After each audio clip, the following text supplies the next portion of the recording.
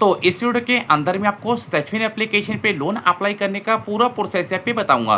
तो यहाँ पे देख सकते हैं कि स्टैचविन एप्लीकेशन से मुझे यहाँ पे जो लिमिट मिली है वो मिली है 18,000 रुपये की। अब आप इसकी लिमिट को दो तरीके से यूज कर सकते हो।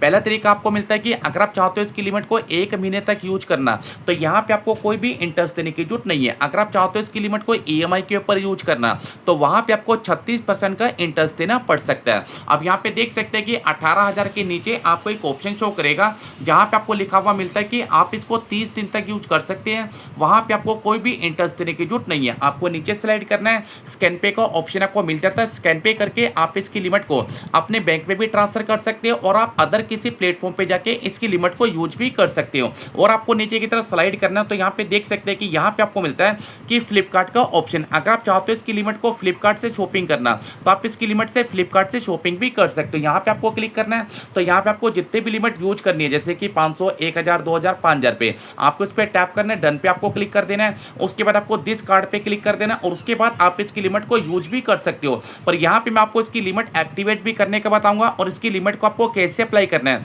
वो भी मैं आपको यहाँ पे बताऊंगा। तो सबसे पहले आपको ऊपर एक ऑप्शन शो करेगा ये वाला, आपको इस पर क्लिक कर देना है। तो यहाँ पे अगर आप इसकी शॉपिंग करते हैं या स्कैन पे को यूज करते हैं, तो यहाँ पे आपको कुछ रिवॉर्ड पॉइंट भी मिलते हैं। तो यहाँ पे देख सकते हैं कि रिवॉर्ड पॉइंट का ऑप्शन भी आपको देखने को मिलता है। तो सबसे पहले आपको नीचे आना, लोन वाले सेक्शन पे आपको क्लिक कर देना। अब जैसे मैं लोन वाले सेक्शन पे क्लिक करता हूं, अब यहां पे मुझे मिलता है विड्रॉ मनी का ऑप्शन। अब आप इसकी लिमिट को विड्रॉ भी कर सकते हैं। अभी मैं आपको 1 महीने का ऑप्शन बताऊंगा, उसके बाद मैं आपको EMI का ऑप्शन भी बताऊंगा। तो सबसे पहले आपको विड्रॉ मनी वाले ऑप्शन पे टैप कर देना। अब जैसे विड्रॉ मनी वाले ऑप्शन पे टैप करते हैं, तो यहाँ पे आपकी जो लिमिट है वो लिमिट आपको यहाँ पे शो करने लग जाएगी। अब यहाँ पे देख सकते हैं कि अगर आप 18,000 रुपये के लोन को अप्लाई करते हो, आपकी जो मंथली की इंस्टॉलमेंट है वो बनेगी 1457 रुपये। टाइम आपको मिलेगा 16 महीने का। आपको जो रीपेमेंट है वो आपको करनी है 23,312 रुपये की। उसके बाद आपको नीचे आना है। अगर आप चाहते हो इसकी लिमिट को कम ज़्यादा करना, तो आप स्लाइड करके इसकी लिमिट को कम ज़्यादा भी कर सकते हो।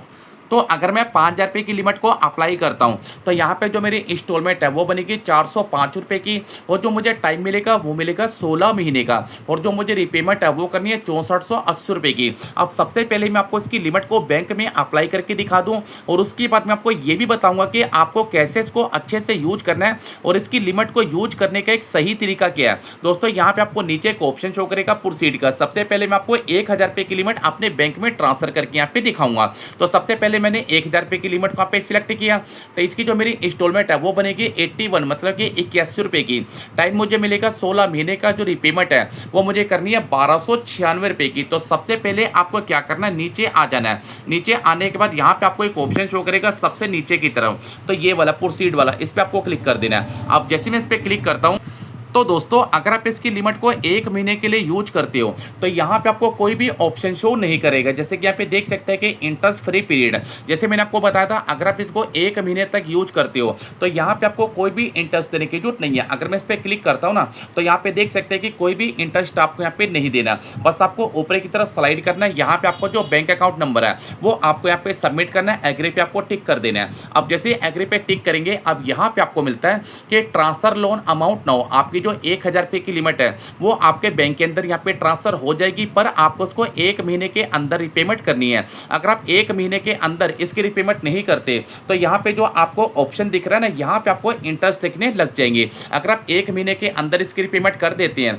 तो यहाँ पे आपको कोई भी इंटरेस्ट देने की जरूरत नहीं है। अब मैं आपको बता दूं कि अगर आप इस एप्लीकेशन पे लोन के लिए अप्लाई करते हैं, तो आपको डॉक्यूमेंट कौन कौन से देने पड़ेंगे। यहाँ से आपको सबसे पहले बैक आना है। बैक आने के बाद यहाँ पे आपको एक ऑप्शन शो करेगा मैनेज माई लोन का, इस पर आपको क्लिक कर देना है। अब जैसे आप इस पर क्लिक करते हैं, तो यहाँ पे आपके सामने मिलता है ये add detail, bank account detail, basic info.